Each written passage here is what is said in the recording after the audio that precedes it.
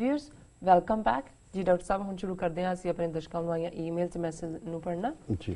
ਸਾਡੀ ਪਹਿਲੀ ਈਮੇਲ ਆਈ ਹੈ ਵੀਰ ਹੁਸ਼ਿਆਰਪੁਰੀਆ ਸਿੰਘ ਜੀ ਦੀ। ਇਹ ਲਿਖਦੇ ਹਨ, ਹੈਲੋ ਸਰ, ਮੈਂ ਤੁਹਾਡੀਆਂ ਵੀਡੀਓਜ਼ ਵੇਖਦਾ ਹਾਂ। ਜੇ ਸੀਮਤ ਸ਼ਬਦਾਂ ਵਿੱਚ ਕਹਿਣਾ ਹੋਵੇ ਤਾਂ ਮੇਰਾ ਦਿਲ ਇਹ ਵੇਖ ਕੇ ਬੜਾ ਜਜ਼ਬਾਤੀ ਹੁੰਦਾ ਹੈ। ਤੁਸੀਂ ਠੀਕ ਕਹਿੰਦੇ ਹੋ ਕਿ ਸਿੱਖਾਂ ਕੋਲ ਚੰਗੀ ਲੀਡਰਸ਼ਿਪ ਦੀ ਘਾਟ ਹੈ। ਜਿਹੜੇ ਹੈ ਨੇ ਉਹ ਵੀ ਇੱਕ ਥਾਂ ਦ੍ਰਿੜ ਨਹੀਂ ਹਨ। ਮੇਰਾ ਸਬੰਧ ਭਾਰਤ ਦੇ ਸੈਂਟਰਲ ਸਰਕਾਰ ਪਰਿਵਾਰ ਨਾਲ ਹੈ। ਸਾਡੀ ਦਿੱਲੀ ਤੇ ਪੰਜਾਬ ਵਿੱਚ ਵੱਖ-ਵੱਖ ਥਾਵਾਂ ਤੇ ਜਾਇਦਾਦ ਹੈ। ਮੇਰੇ ਭੈਣ ਜੀ ਬੰਗਲੌਰ ਦੀ ਇੱਕ IT ਕੰਪਨੀ ਵਿੱਚ ਕੰਮ ਕਰਦੇ ਹਨ। ਮੈਂ 26 ਸਾਲਾਂ ਦਾ ਹਾਂ ਅਤੇ ਮੈਂ ਸਿਵਲ ਸਰਵਿਸ ਇਮਤਿਹਾਨ ਦਿੱਤਾ ਹੈ। ਹੋ ਸਕਦਾ ਹੈ ਇਸ ਲਈ ਚੁਣਿਆ ਜਾਵਾਂ। ਇਸ ਨਾਲ ਹੋਰ ਵੀ ਬਹੁਤ ਸਾਰੇ ਸਿੱਖ ਪਰਿਵਾਰ ਭਾਰਤ ਦੀ ਆਰਥਿਕਤਾ ਨਾਲ ਬੱਝੇ ਹੋਏ ਹਨ। ਉਹਨਾਂ ਨੇ ਆਪਣੇ ਵਪਾਰ ਕਾਰੋਬਾਰ ਸਥਾਪਿਤ ਕਰਨ ਲਈ ਆਪਣਾ ਖੂਨ ਪਸੀਨਾ ਇੱਕ ਕੀਤਾ ਹੈ। ਅਸੀਂ ਪੰਜਾਬ ਦੇ ਬਹੁਤ ਸਾਰੇ ਸਿੱਖਾਂ ਨੂੰ ਵੀ ਰੁਜ਼ਗਾਰ ਦਿੰਦੇ ਹਾਂ। ਭਾਵੇਂ ਮੈਂ ਪੰਜਾਬ ਨੂੰ ਬਹੁਤ ਪਿਆਰ ਕਰਦਾ ਹਾਂ, ਪਰ ਉੱਪਰ ਬਿਆਨੀ ਸਥਿਤੀ ਕਰਕੇ ਮੈਨੂੰ ਫਿਕਰ ਹੁੰਦਾ ਹੈ ਕਿ ਐਸੀ ਹਾਲਤ ਵਿੱਚ ਕਿਹੋ ਜਿਹੀ ਸਥਿਤੀ ਬਣ ਜਾਵੇਗੀ। ਸਾਡੇ ਭਾਰਤ ਤੇ ਪਾਕਿਸਤਾਨ ਕਿਹੋ ਜਿਹੇ ਸਬੰਧ ਹੋਣਗੇ। ਸਾਡੇ ਦੇਸ਼ ਦੀ ਰਾਜਧਾਨੀ ਕਿਹੜੀ ਹੋਵੇਗੀ। ਕੀ ਸਾਡਾ ਦੇਸ਼ ਇੱਕ ਲੋਕਤੰਤਰੀ ਦੇਸ਼ ਹੋਵੇਗਾ ਜਾਂ ਧਰਮ ਆਧਾਰਿਤ ਆਟੋਕ੍ਰੇਸੀ ਹੋਵੇਗਾ। ਮੇਰੇ ਬਹੁਤ ਸਾਰੇ ਰਿਸ਼ਤੇਦਾਰ ਮੱਧ ਪ੍ਰਦੇਸ਼, ਜਬਲਪੁਰ ਆਦਿ ਥਾਵਾਂ ਤੇ ਰਹਿੰਦੇ ਹਨ। ਉਹਨਾਂ ਦਾ ਕੀ ਬਣੇਗਾ। ਕਿਰਪਾ ਕਰਕੇ ਇਹਨਾਂ ਸ਼ੰਕਿਆਂ ਦਾ ਨਿਪਟਾਰਾ ਕਰਨਾ ਜੀ। ਡਾਕਟਰ ਸਾਹਿਬ ਵੀਰ ਹੁਸ਼ਿਆਰਪੁਰੀਆ ਸਿੰਘ ਜੀ ਦੀ ਲਿਖਤ ਜਿਹੜੀ ਹੈ ਬੜੀ ਮੈਂ ਸਮਝਦਾ ਵੀ ਢੁਕਵੀਂ ਹੈ। ਉਹਨਾਂ ਨੇ ਬੜੀ ਬਰੀਫ ਔਰ ਬੜੀ ਸੋਹਣੀ ਅੰਗਰੇਜ਼ੀ ਉਹਨਾਂ ਨੇ ਲਿਖੀ ਹੈ। ਉਹਦਾ ਅਖੀਰ 'ਚ ਉਹਨਾਂ ਨੇ ਲਿਖਿਆ ਵੀ ਉਹਨਾਂ ਨੇ ਸਿਵਲ ਸਰਵਿਸਿਜ਼ ਦਾ ਐਗਜ਼ਾਮ ਦਿੱਤਾ ਹੈ। ਉਹਨਾਂ ਦੀ ਲਿਖਤ ਅੰਗਰੇਜ਼ੀ ਤੋਂ ਹੀ ਮੈਨੂੰ ਅੰਦਾਜ਼ਾ ਹੋ ਰਿਹਾ ਸੀ ਕਿ ਹਾਈਲੀ ਐਜੂਕੇਟਡ ਨੇ ਜੀ। ਔਰ ਉਹਨਾਂ ਨੇ ਗੱਲ ਵੀ ਪਤੇ ਦੀ ਪੁੱਛੀ ਹੈ। ਔਰ ਇਹ ਗੱਲ ਮੈਂ ਸਮਝਦਾ ਵੀ ਜਦੋਂ ਅਸੀਂ ਆਪਣੇ ਕੌਮੀ ਘਰ ਖਾਲਿਸਤਾਨ ਦੀ ਡਿਬੇਟ ਕਰਦੇ ਜੀ ਤੇ ਇਹ ਸਾਰੇ ਸਵਾਲ ਜਾਂ ਸ਼ੰਕੇ ਜਾਂ ਕਿਸ ਕਿਸਮ ਦੀ ਸਥਿਤੀ ਦਾ ਸਾਹਮਣਾ ਕਰਨਾ ਪੈ ਸਕਦਾ ਹੈ, ਇਹ ਸਾਨੂੰ ਵਿਚਾਰਨਾ ਵੀ ਚਾਹੀਦਾ ਜੀ ਜੀ। ਔਰ ਇਸ ਦੇ ਲਈ ਬਿਨਾਂ ਜਜ਼ਬਾਤੀ ਹੋਇਆ ਸਾਡੀ ਰਣਨੀਤੀ ਵੀ ਹੋਣੀ ਚਾਹੀਦੀ ਹੈ। ਔਰ ਜਿਹੜੇ ਸਾਡੇ ਵੀਰ ਭੈਣਾਂ ਕਿਸੇ ਵੀ ਐਸੀ ਹਾਲਤ ਦੇ ਵਿੱਚ ਆਪਣੇ ਆਪ ਨੂੰ ਵਿਕਟਮ ਦੇ ਤੌਰ ਤੇ ਦੇਖਦੇ ਨੇ ਕਿ ਸਾਡਾ ਕੀ ਬਣੇਗਾ, ਉਹਨਾਂ ਨੂੰ ਵੀ ਭਰੋਸੇ 'ਚ ਲੈਣਾ ਜਾਂ ਉਹਨਾਂ ਦੀ ਤਸੱਲੀ ਕਰਵਾਉਣੀ ਇਹ ਬੜੀ ਜ਼ਰੂਰੀ ਗੱਲ ਹੈ ਜੀ। ਸਭ ਤੋਂ ਪਹਿਲਾਂ ਤਾਂ ਉਹਨਾਂ ਨੇ ਸ਼ਲਾਘਾ ਕੀਤੀ ਹੈ। ਉਹਨਾਂ ਨੇ ਅੰਗਰੇਜ਼ੀ 'ਚ ਕਿਹਾ ਕਿ ਵੀ ਮੈਂ ਜਦੋਂ ਤੁਹਾਡੀਆਂ ਦੇਖਦਾ ਵੀਡੀਓਜ਼ ਤਾਂ ਮੈਂ ਮੂਵ ਹੁੰਦਾ, ਜਿਸ ਨੂੰ ਅਸੀਂ ਜਜ਼ਬਾਤੀ ਜਾਂ ਦਰਵਿਆ ਹੋਣਾ ਪੰਜਾਬੀ ਦੇ ਵਿੱਚ ਕਹਿ ਸਕਦੇ ਹਾਂ ਜੀ। ਬਹੁਤ ਸ਼ੁਕਰੀਆ ਕਿ ਤੁਹਾਨੂੰ ਉਹਦੇ 'ਚੋਂ ਕੁਛ ਐਸਾ ਲੱਗਦਾ ਜਿਹੜਾ ਤੁਹਾਡੇ ਦਿਲ ਨੂੰ ਟੁੰਬਦਾ ਜੀ ਜੀ। ਜਜ਼ਬਾਤੀ ਤਾਂ ਅਸੀਂ ਉਦੋਂ ਹੀ ਹੁੰਦੇ। ਔਰ ਉਹਦੇ 'ਚ ਉਹਨਾਂ ਨੇ ਕਿਹਾ ਵੀ ਤੁਸੀਂ ਠੀਕ ਕਹਿੰਦੇ ਹੋ ਕਿ ਵੀ ਸਾਡੇ ਕੋਲ ਡਾਇਰੈਕਸ਼ਨ ਨਹੀਂ ਹੈ। ਦੇਖੋ ਮੈਂ ਸ਼ਾਇਦ ਐਕਸਪਲਿਸਿਟਲੀ ਤਾਂ ਇਹ ਕਦੇ ਨਹੀਂ ਕਿਹਾ ਕਿ ਜੇ ਇੱਕ ਲੀਡਰ ਨਹੀਂ ਹੈ ਜਾਂ ਲੀਡਰ ਕਿਹੜਾ ਹੋਏ, ਜਿਵੇਂ ਬਹੁਤ ਸਾਰੇ ਕਹਿੰਦੇ ਨੇ। ਰਾਦਰ ਮੈਂ ਇਸ ਦੇ ਉਲਟ ਇਹ ਦੇਖਦਾ ਹਾਂ ਵੀ ਕੌਮ ਦੇ ਵਿੱਚ 10ਵੇਂ ਪਾਤਸ਼ਾਹ ਨੇ ਖਾਲਸੇ ਦੇ ਵਿੱਚ ਬੈਠ ਕੇ ਹਰ ਇੱਕ ਦੇ ਵਿੱਚੋਂ ਲੀਡਰਸ਼ਿਪ ਕੁਆਲਿਟੀ ਭਰੀ ਹੋਈ ਹੈ ਜੀ। ਔਰ ਜਿਹੜਾ ਸਾਡਾ ਕਨਸੈਪਟ ਵੀ ਹੈ, ਜਦੋਂ ਅਸੀਂ ਪੰਜਾਂ ਪਿਆਰਿਆਂ ਦੀ ਗੱਲ ਕਰਦੇ ਹਾਂ, ਬੇਸ਼ੱਕ ਅੱਜ ਜਥੇਦਾਰਾਂ ਨੇ ਪੰਜਾਂ ਦਾ ਰੂਪ ਹੀ ਹੋਰ ਬਣਾ ਦਿੱਤਾ, ਇਹਦਾ ਸ਼ੰਕਰਾਚਾਰੀਆ ਬਣ ਗਏ ਨੇ ਜੀ। ਪੰਜਾਂ ਦਾ ਮਤਲਬ ਕਲੈਕਟਿਵ ਲੀਡਰਸ਼ਿਪ ਹੁੰਦਾ, ਸਾਂਝੀ। ਔਰ ਇਹੀ ਕਾਰਨ ਸੀ ਕਿ ਗੁਰੂ ਸਾਹਿਬ ਨੇ ਜਦੋਂ ਸੰਗਤ ਨੂੰ 21 ਵਿਸਵੇ ਕਿਹਾ ਜੀ, ਤੇ ਉਸ ਸਾਰੇ ਦੇ ਫੈਸਲੇ ਨੂੰ ਭਾਵੇਂ ਉਹ 10ਵੇਂ ਪਾਤਸ਼ਾਹ ਨੇ ਆਪ ਚਮਕੌਰ ਦੀ ਗੜੀ ਦੇ ਵਿੱਚ ਉਸ ਫੈਸਲੇ ਨੂੰ ਮੰਨਿਆ, ਗੜੀ ਛੱਡੀ, ਜਾਂ ਬਾਅਦ ਦੇ ਵਿੱਚ ਦਾਦੂ ਦੀ ਸਮਾਧ ਦੇ ਉੱਤੇ ਤੀਰ ਨਾਲ ਸਲੂਟ ਕਰਨ ਦੇ ਮਾਮਲੇ 'ਚ ਗੁਰੂ ਸਾਹਿਬ ਨੇ ਖਾਲਸੇ ਵੱਲੋਂ ਲਾਈ ਸਜ਼ਾ ਨੂੰ ਤਨਖਾਹ ਜਿਹੜੀ ਹੈ ਉਸ ਨੂੰ ਬੜਾ ਮੁਬਾਰਕ ਕਿਹਾ। ਔਰ ਇਹ ਕਿਹਾ ਵੀ ਖਾਲਸੇ 'ਚ ਅੱਜ ਇੱਕ ਕਰੈਕਟਰ ਹੈ।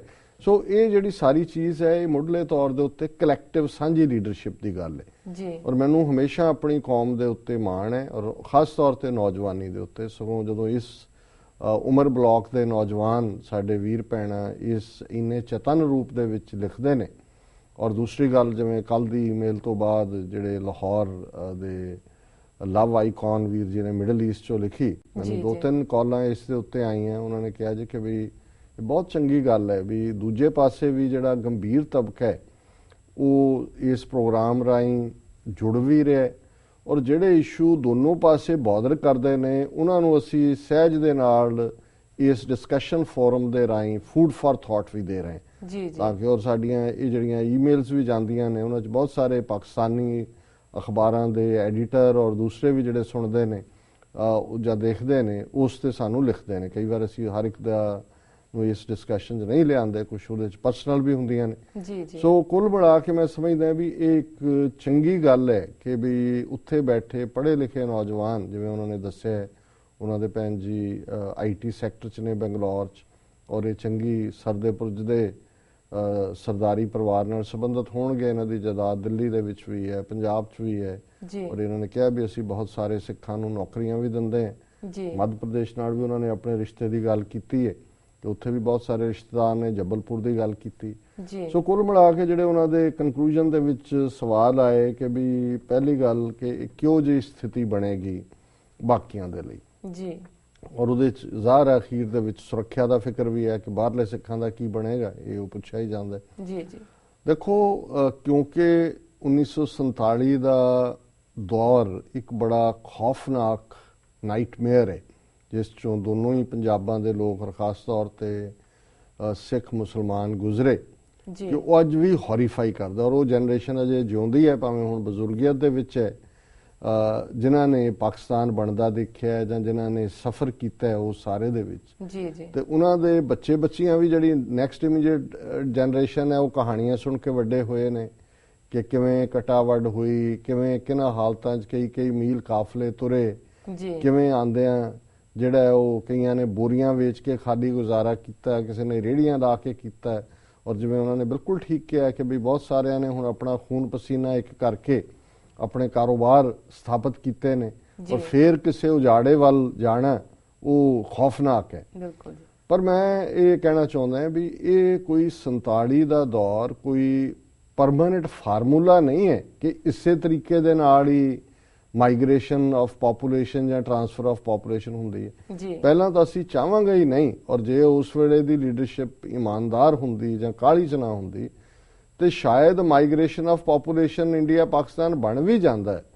ਜੇ ਪਾਕਿਸਤਾਨ ਦਾ ਥੀਮ ਵੀ ਜਿਹੜੀ ਗੱਲ ਕਾਇਦੇ ਆਜ਼ਮ ਮੁਹੰਮਦ ਅਲੀ ਜਿਨ੍ਹਾਂ ਦੇ ਦਿਮਾਗ 'ਚ ਸੀ, ਉਹ ਤਾਂ ਇਹੀ ਸੀ ਕਿ ਮੁਸਲਮਾਨਾਂ ਦੇ ਹੱਕਾਂ ਨੂੰ ਸੁਰੱਖਿਅਤ ਕਰਨਾ, ਤਾਂ ਕਿ ਹਿੰਦੂ ਮੈਜੋਰਿਟੀ ਦੇ ਥੱਲੇ ਉਹਨਾਂ ਦੇ ਨਾਲ ਸੈਕੰਡ ਕਲਾਸ ਸਿਟੀਜ਼ਨ ਵਾਲਾ ਸਲੂਕ ਨਾ ਹੋਏ, ਜਿਵੇਂ ਕਿ ਅੱਜ 140 ਮਿਲੀਅਨ ਮੁਸਲਮਾਨਾਂ ਦੇ ਨਾਲ ਹੋ ਰਿਹਾ ਭਾਰਤ ਦੇ ਵਿੱਚ, 30 ਮਿਲੀਅਨ ਸਿੱਖਾਂ ਦੇ ਨਾਲ ਹੋ ਰਿਹਾ, ਇੰਨੇ ਕੁ ਮਿਲੀਅਨ ਜਿਹੜੇ ਈਸਾਈ ਨੇ, ਬੌਧੀ ਨੇ, ਉਹਨਾਂ ਦੇ ਨਾਲ ਹੋ ਰਿਹਾ। ਸੋ ਇਸ ਦੇ ਉਲਟ ਕੋਈ ਉਹਨਾਂ ਦੇ ਵਿੱਚ ਫਿਰਕੂ ਭਾਵਨਾ ਤਾਂ ਨਹੀਂ ਸੀ, ਜਾਂ ਉਸ ਨੂੰ ਕੋਈ ਇਸ ਲਾਈਨ ਦੇ ਉੱਤੇ ਉਹ ਨਹੀਂ ਸੀ ਤੋਰਨਾ ਚਾਹੁੰਦੇ ਕਿ ਬਾਕੀਆਂ ਨੂੰ ਕੱਢ ਦੇਣਾ। ਪਰ ਕਿਉਂਕਿ ਇੱਕ ਮਾਹੌਲ ਫਿਰਕੂ ਨਫ਼ਰਤ ਜਿਹੜੀ 43-44 ਤੋਂ ਬਿਲਟ ਹੋਣੀ ਸ਼ੁਰੂ ਹੋਈ, ਉਸ ਨੇ ਦੋਨੋਂ ਪਾਸੇ ਹੀ ਫੌਰੀ ਤੌਰ ਦੇ ਉੱਤੇ ਫਿਰਕੂ ਦੰਗੇ ਸ਼ੁਰੂ। ਅੰਗਰੇਜ਼ਾਂ ਦੀ ਕੋਈ ਦਿਲਚਸਪੀ ਨਹੀਂ ਸੀ ਉਸ ਨੂੰ ਰੋਕਣ 'ਚ, ਉਹਦਾ ਆਪਣਾ ਉਹਨਾਂ ਨੇ ਟੂ ਦਾ ਲਾਸਟ ਮੈਨ ਆਪਣਾ ਬੈਗੇਜ ਸੇਵ ਕੀਤਾ, ਸਮਾਨ ਬੰਨਿਆ, ਉਹ ਤਾਂ ਇੰਗਲੈਂਡ ਨੂੰ ਚੜ ਗਏ, ਮਿਲੀਅਨ ਮਰ ਗਿਆ, 5 ਲੱਖ ਮਰੇ, ਉਹ ਤਾਂ ਉਹਨਾਂ ਨੂੰ ਗਿਣਤੀ ਦੀ ਵੀ ਕੀ ਪਰਵਾਹ ਸੀ ਤੇ ਰੋਕਣ ਦੀ ਵੀ ਪਰਵਾਹ ਨਹੀਂ ਸੀ। ਇਹਦੇ ਨਾਲ ਹੀ ਜਿਵੇਂ ਅਸੀਂ ਅੱਗੇ ਵੀ ਕਿਹਾ ਸੀ ਕਿ ਇਹ ਖੁਦ ਕਾਇਦੇ ਆਜ਼ਮ ਨੇ ਇੱਕ ਸਟੇਜ ਤੇ ਪੀਸਫੁਲ ਜਿਹੜੀ transfer of property and people ਇਹ ਪ੍ਰਪੋਜ਼ਲ ਵੀ ਦਿੱਤੀ ਸੀ, ਜਿਹਨੂੰ ਕਾਂਗਰਸ ਨੇ ਸੀਰੀਅਸਲੀ ਨਹੀਂ ਸੀ ਲਿਆ, ਕਿਉਂਕਿ ਕਾਂਗਰਸ ਇਸ ਕਿਸਮ ਦੀ ਖੂਨਜਨੀ ਚਾਹੁੰਦੀ ਸੀ ਸਿੱਖਾਂ ਦੀ ਵੀ, ਔਰ ਦੂਸਰੇ ਤਾਂ ਕਿ ਉਹਨਾਂ ਨੂੰ ਪਤਾ ਸੀ ਕਿ ਬਾਰਡਰ ਤੇ ਬੈਠ ਗਏ ਨੇ, ਬਾਰਡਰ ਸਟੇਟ ਹੋਏਗੀ। ਸੋ ਪੱਕੀ ਨਫ਼ਰਤ ਜਿਹੜੀ ਹੈ ਉਹ ਫੈਲਾਉਣ ਦੇ ਲਈ ਇਹ ਜ਼ਰੂਰੀ ਸੀ ਕਿ ਇਸ ਕਿਸਮ ਦੀ ਜਿਹੜੀ ਹੈ ਉਹ ਖੂਨ ਖਰਾਬੇ ਵਾਲੀ ਸਥਿਤੀ ਬਣਦੀ। ਸੋ ਅਸੀਂ ਸਮਝਦੇ ਹਾਂ ਵੀ ਜੇ ਬਹੁਤ ਜਿਵੇਂ 1948 ਦੇ ਵਿੱਚ ਪਹਿਲਾਂ ਅੰਗਰੇਜ਼ਾਂ ਨੇ ਕਿਹਾ ਸੀ, ਸਤੰਬਰ ਦੇ ਵਿੱਚ ਉਹਨਾਂ ਨੇ ਨਿਕਲਣਾ, ਉਹਨਾਂ ਨੇ 1 ਸਾਲ ਅਰਲੀ ਕਰ ਦਿੱਤਾ, ਰੈੱਡ ਕਲਿਫ ਆਇਆ, ਉਹਨੇ ਵੰਡਿਆ, ਨਿਕਲ ਗਏ। ਸੋ ਜੇ ਇਸੇ ਨੂੰ ਇੱਕ ਪ੍ਰੋਪਰ ਤਰੀਕੇ ਦੇ ਨਾਲ ਕੀਤਾ ਜਾਂਦਾ ਤਾਂ ਸ਼ਾਇਦ ਮਾਈਗ੍ਰੇਸ਼ਨ ਵੀ ਨਾ ਹੁੰਦੀ ਪਾਪੂਲੇਸ਼ਨ ਦੀ, ਤੇ ਦੋਨੋਂ ਪਾਸਿਓਂ, ਤੇ ਜੇ ਹੁੰਦੀ ਵੀ ਤੇ ਘੱਟੋ ਘੱਟ ਪੀਸਫੁਲ ਹੈ। ਹੁਣ ਵੀ ਬਾਅਦ ਚ ਆ ਕੇ ਵੀ ਤਾਂ ਉਹੀ ਹੋਇਆ, ਉਹਨਾਂ ਦੀਆਂ ਜਾਇਦਾਦਾਂ ਇੱਧਰ ਜਿਹੜੇ ਰਿਫਿਊਜੀ ਆਏ ਉਹਨਾਂ ਨੂੰ ਅਲਾਟ ਹੋਈਆਂ, ਭਾਵੇਂ ਰੁਪਈਏ ਚੋਂ ਚਵਾਨੀ ਜ਼ਮੀਨ ਮਿਲੀ ਤੇ ਇੱਧਰਲਿਆਂ ਗਿਆਨ ਉੱਧਰਲੀਆਂ ਮਿਲੇ, ਇਹ ਗੱਲ ਪੀਸਫੁਲ ਵੀ ਹੋ ਸਕਦੀ ਸੀ। ਪਰ ਖਾਲਿਸਤਾਨ ਦੇ ਹਵਾਲੇ ਨਾਲ ਅਸੀਂ ਚਾਹਾਂਗੇ ਕਿ ਜੇ ਭਾਰਤ ਸਰਕਾਰ ਕੋਈ ਵੀ ਉਹਨਾਂ ਦੀ ਦੂਰਦਰਸ਼ੀ ਲੀਡਰਸ਼ਿਪ ਇਸ ਹਵਾਲੇ ਦੇ ਨਾਲ ਕਿ ਭਾਈ ਸਿੱਖਾਂ ਦਾ ਵਾਘਾ ਤੋਂ ਜਮਨਾ ਤੱਕ ਜਿਹੜਾ ਉਹਨਾਂ ਦਾ ਹੋਮਲੈਂਡ ਹੈ ਉਹਨੂੰ ਸੁਰੱਖਿਅਤ ਬਾਰਡਰ, ਸੁਰੱਖਿਅਤ ਲਾਂਘਾ ਸਮੁੰਦਰ ਤੱਕ, ਚੀਨ ਪਾਕਿਸਤਾਨ ਨਾਲ ਬਾਰਡਰ ਸਾਡਾ ਸੁਰੱਖਿਅਤ ਸਿਕਿਉਰ ਹੁੰਦਾ, ਤੇ ਬਾਕੀ ਥਾਵਾਂ ਤੇ ਬੈਠੇ ਸਿੱਖ ਜਿਹੜੇ ਨੇ ਉਹਨਾਂ ਸਟੇਟਾਂ ਦੀ ਪ੍ਰੋਸਪੈਰਿਟੀ 'ਚ ਵਾਧਾ ਕਰ ਰਹੇ ਨੇ। ਅਸੀਂ ਨਹੀਂ ਚਾਹਾਂਗੇ ਕਿ ਪੰਜਾਬ 'ਚੋਂ ਸਾਡੇ ਹਿੰਦੂ ਵੀਰ ਭੈਣਾਂ ਜਾਂ ਦੂਸਰੇ ਲੋਕ ਜਿਹੜੇ ਨੇ ਉਹ ਜਾਣ, ਉਹ ਪੰਜਾਬ ਦਾ ਐਸੈਟ ਨੇ, ਪੰਜਾਬੀ ਨੇ ਐਵਰੀ ਇੰਚ। ਸੋ ਕੌਣ ਚਾਹੇਗਾ ਕਿ ਕਿਸੇ ਨੂੰ ਤੁਸੀਂ ਬੇਘਰ ਕਰਨੇ। ਸੋ ਮੈਂ ਸਮਝਦਾ ਵੀ ਇਸ ਖੌਫ 'ਚੋਂ ਨਿਕਲਣ ਦੀ ਲੋੜ ਹੈ ਕਿ ਵੀ ਉਸ ਹਾਲਤ ਦੇ ਵਿੱਚ ਹੁਣ ਇਜ਼ਰਾਈਲ ਹੈ, ਇਜ਼ਰਾਈਲ ਬਣਿਆ ਉਹਨਾਂ ਨਾਲ ਯਹੂਦੀ ਸੇਫ ਹੋਏ। ਹੁਣ ਇਜ਼ਰਾਈਲ ਦੇ ਵਿੱਚ ਲਗਭਗ 6 ਮਿਲੀਅਨ ਯਹੂਦੀ ਰਹਿੰਦੇ ਨੇ, 60 ਲੱਖ ਯਹੂਦੀ ਰਹਿੰਦੇ ਨੇ ਜੀ, ਲੇਕਿਨ ਉਸ ਤੋਂ ਦੁੱਗਣੇ ਜਿਹੜੇ ਨੇ ਉਹ ਬਾਹਰ ਰਹਿੰਦੇ ਨੇ, ਲਗਭਗ 11-12 ਮਿਲੀਅਨ ਜਿਹੜਾ ਹੈ ਉਹ ਬਾਹਰ ਹੈ ਜੀ। ਸੋ ਉਹਦੇ 'ਚ ਉਸ ਇਜ਼ਰਾਈਲ ਦੇ ਬਣਨ ਨਾਲ ਦੁਨੀਆ ਭਰ 'ਚ ਜਿੱਥੇ ਯਹੂਦੀ ਬੈਠਾ ਹੈ ਉਹ ਸੁਰੱਖਿਅਤ ਹੋ ਗਿਆ, ਉਸ ਦੀ ਕੋਈ ਵਾਹ-ਵਾਲ ਨਹੀਂ ਦੇਖ ਸਕਦਾ। ਸੋ ਅਸੀਂ ਸਮਝਦੇ ਹਾਂ ਵੀ ਇੱਕ ਸਟਰੋਂਗ ਖਾਲਿਸਤਾਨ ਬਣਨ ਦੇ ਨਾਲ ਜਿਹੜੇ ਸਿੱਖ ਬਾਹਰਲੀਆਂ ਸਟੇਟਾਂ ਦੇ ਵਿੱਚ ਵੀ, ਜਿਹੜੇ ਭਾਰਤ ਜਾਂ ਕੋਈ ਹੋਰ ਜੇ ਦੇਸ਼ ਵੀ ਅੱਡ ਬਣਦੇ ਨੇ ਉਸ ਨਕਸ਼ੇ 'ਚ, ਉਹ ਜ਼ਿਆਦਾ ਸੁਰੱਖਿਅਤ ਹੋਣਗੇ ਕਿਉਂਕਿ ਉਹਨਾਂ ਦੀ ਆਵਾਜ਼ ਚੁੱਕਣ ਵਾਲਾ ਕੋਈ ਹੋਏਗਾ। ਅੱਜ ਇੰਗਲੈਂਡ 'ਚ ਕੁਝ ਵਾਪਰਦਾ ਹੈ, ਅਮਰੀਕਾ 'ਚ ਕੁਝ ਵਾਪਰਦਾ ਹੈ, ਫਰਾਂਸ 'ਚ ਪੱਗ ਦਾ ਮਸਲਾ ਹੈ, ਅਸੀਂ ਯਤੀਮ ਹੈ ਕਿਉਂਕਿ ਸਾਡੀ ਆਵਾਜ਼ ਹੀ ਕੋਈ ਨਹੀਂ। ਜੇ ਸਿੱਖ ਸਟਰੋਂਗ ਨੇ, ਸਾਡਾ ਦੇਸ਼ ਖਾਲਿਸਤਾਨ ਬਣਦਾ ਤੇ ਕਿਸ ਸਿੱਖ ਦਾ ਕੋਈ ਨੁਕਸਾਨ ਕਰ ਸਕਦਾ? ਪਹਿਲੀ ਗੱਲ ਤਾਂ ਇਹ ਮੈਂ ਸਮਝਦਾ ਵੀ ਇਹਦਾ ਮਾਡਲ 47 ਦੇ ਨਾਲ ਨਹੀਂ ਕੰਪੇਅਰ ਕਰਨਾ ਚਾਹੀਦਾ।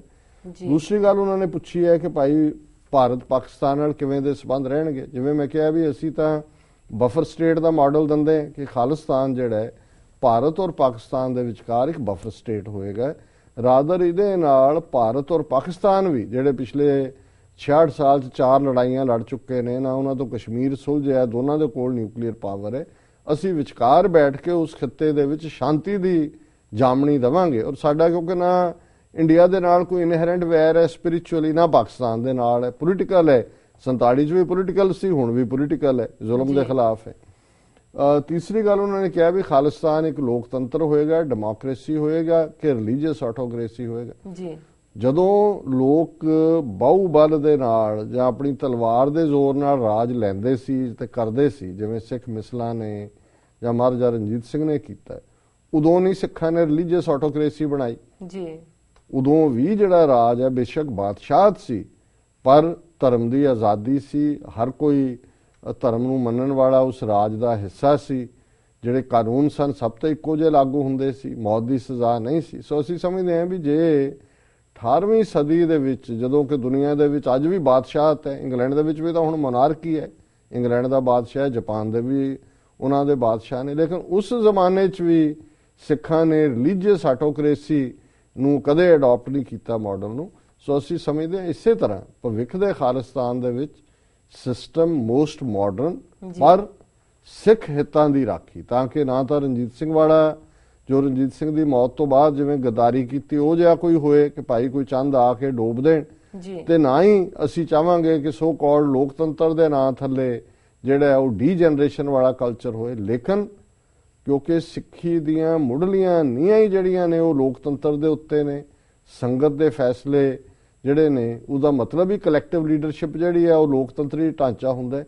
ਪਰ ਅਸੀਂ ਆਪਣੇ ਤਰੀਕੇ ਦੀ ਡੈਮੋਕ੍ਰੇਸੀ ਜਿਹਦੇ 'ਚ ਖਾਲਸਾਈ ਹੱਕ ਵੀ ਸੁਰੱਖਿਅਤ ਹੋਣ ਪਰ ਐਟ ਦਾ ਸੇਮ ਟਾਈਮ ਲੋਕਾਂ ਨੂੰ ਜਿਹੜਾ ਆਪਣੀਆਂ ਮੁੱਢਲੀਆਂ ਆਜ਼ਾਦੀਆਂ ਔਰ ਬਿਨਾਂ ਜ਼ਾਤ, ਰੰਗ, ਨਸਲ, ਧਰਮ, ਜੈਂਡਰ ਦੇ ਵਿਤਕਰੇ ਦੇ ਸਾਰੇ ਹੀ ਜਿਹੜੇ ਨੇ ਉਹ ਉਸ ਆਜ਼ਾਦੀ ਦਾ ਨਿੱਘ ਮਾਣ ਸਕਣ।